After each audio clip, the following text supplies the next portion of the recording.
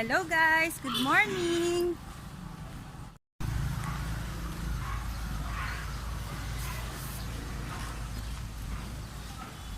Morning.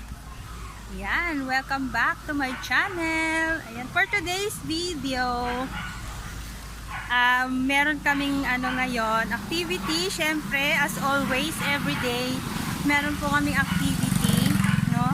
Financial literacy class. Libre po namin itong binibigay. So, kung kayo po, meron kayong mga group or gusto nyo magpa one-on-one coaching, may mga financial planner po akong kakilala, gusto ninyong magpa-coach sa kanila, pwede ko po kayong ma-recommend. So, for today, meron kaming activity. Update ko po kayo later.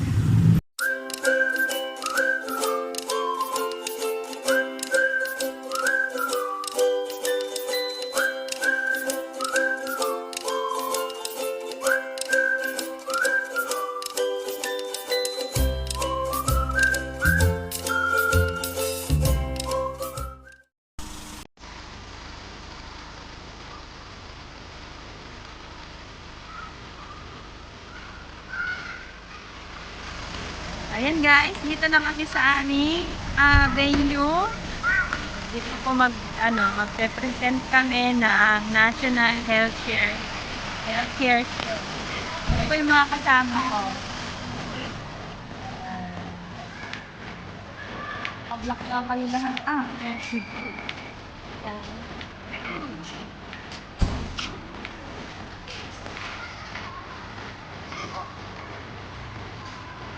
Thank you later guys.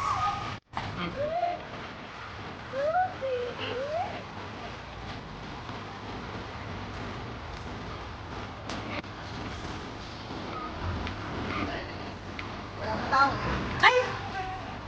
Good morning po.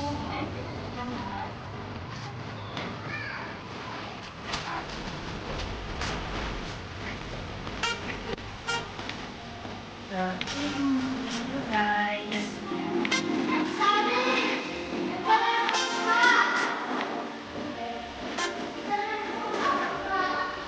Laki naman po. Waiting naman po. National Healthcare Shield para sa mga kulang.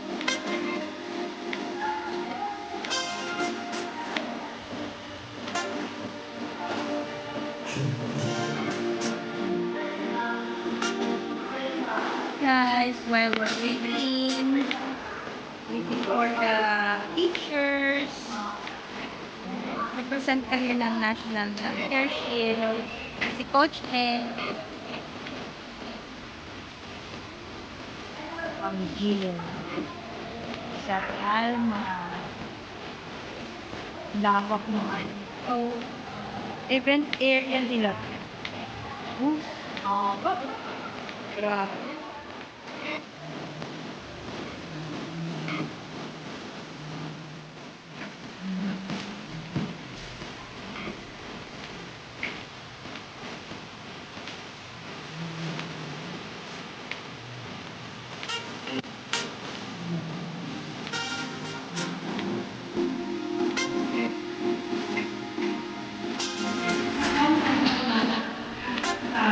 Ating grupo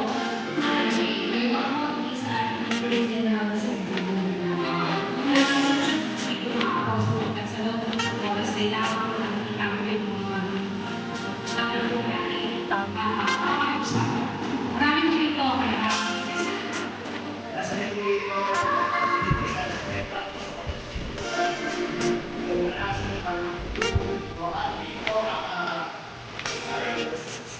cover ang Kaiser na kapabilang ng 30% kami po ang nagkakantag ng center para po sa National Healthcare Shield. Okay, mag-usapan po natin. Kaya po tayo nandito ngayon dahil po Executive number 64-67 about medical allowance. Ang nagbigay po ang medical allowance sa pagkukunan ng ating healthcare. Yung katulad, physician benefit, physician benefit, nurse security, at ang physical kasama sa insurance at medical benefit. So, kawawa naman tayo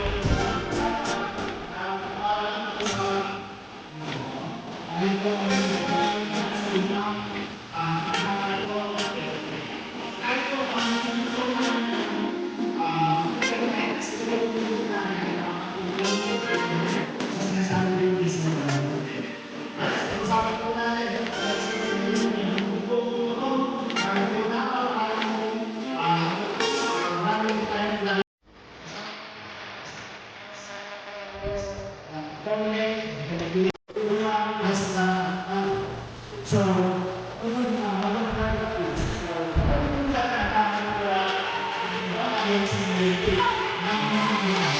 Discuss ko sa benefits na dahil wala rin naman sila yung sa lower level.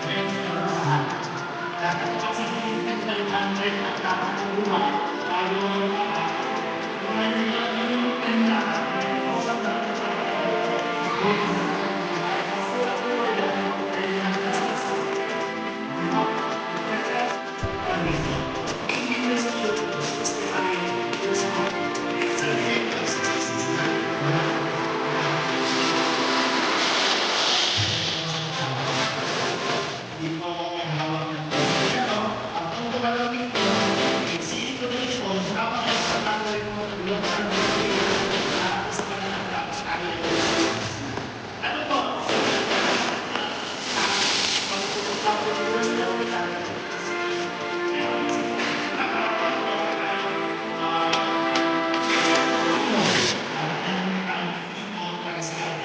senior years.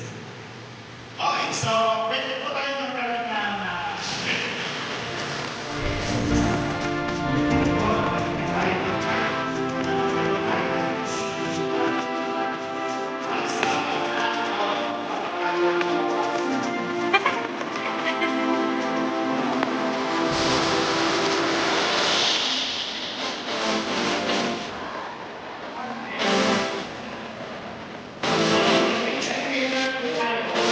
from the word team. Basically,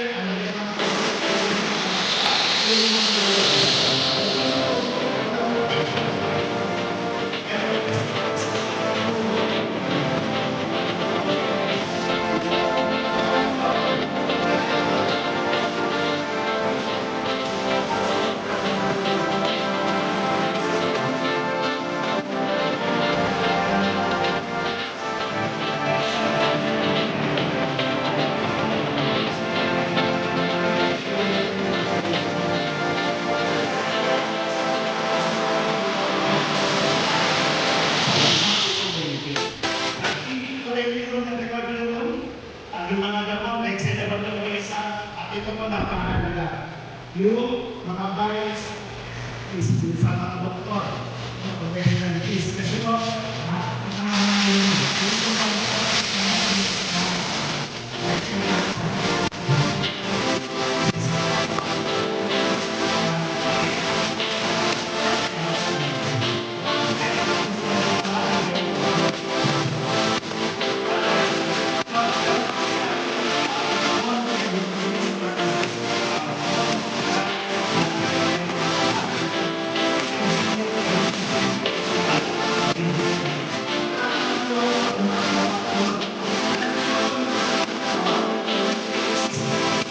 tama ba? Pero ang good news, ang healthcare namin, pwede sa 360. Once na-upload ka, kaya mga sakit kayo, pwede mo lang gamitin. Nag-dialysis ka, pwede mo lang gamitin. Nag-chemo, pwede mo lang gamitin. Okay po? Sa ibang healthcare po, wala kang ganun. Distinct sa rin po healthcare, private healthcare, wala kang ganun. May 360 talaga na. Skip 1 year, 2 years. So ito po, pwede na agad matapos. Okay, so nakatapat po natin, ito yung mga pwede natin secure. For example, yung endoscopic surgery, yung camera,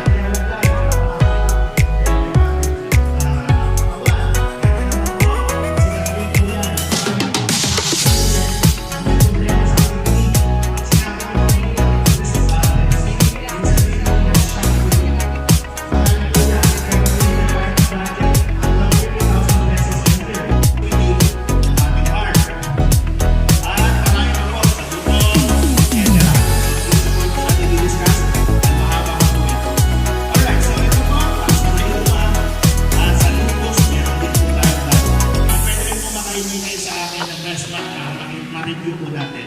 Pero napakarami po natin benefit pag tayo ay na-hospital. Ulitin ko, may 360, pwede na po yan. Okay, kung ito po yung patient na kanina, ito naman outpatient. Yung ikaw ay nagpa-check up. For example, referral to specialist, regular consultation and treatment, but hindi pwede yung prescribed medicine.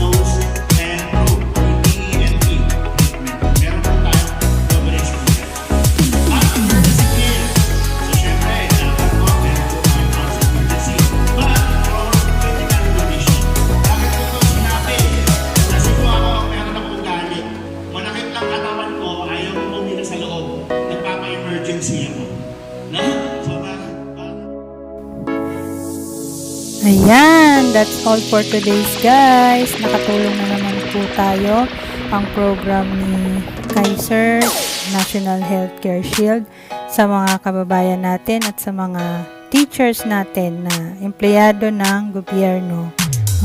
Mahalagang i-maximize po nila yan kasi malaki po talaga may tutulong yan sa kanila, lalo na po sa mga medical emergencies. Until my next video, bye-bye!